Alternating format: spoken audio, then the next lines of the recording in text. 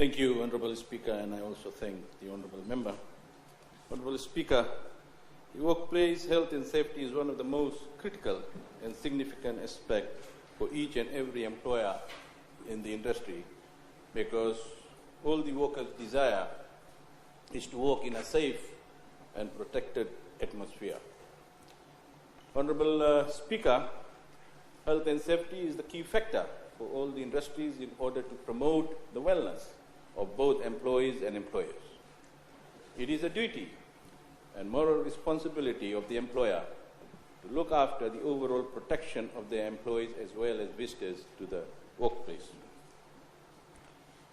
In regards to the issuance of business license, Honourable Speaker, the National OHS Service, as part of its moral and legal obligation, carries out the annual business license inspection in order to promote safety and health in workplaces by empowering the employers to meet the minimum OHS requirements.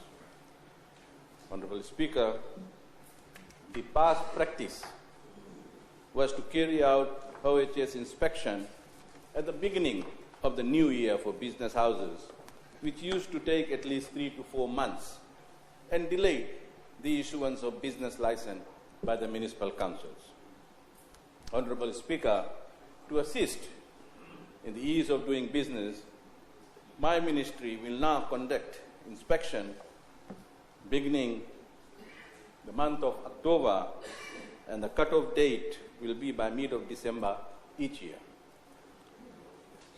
Honourable Speaker, all in all, the whole idea of this policy change is for timely issuance of business license to the business people here in Fiji.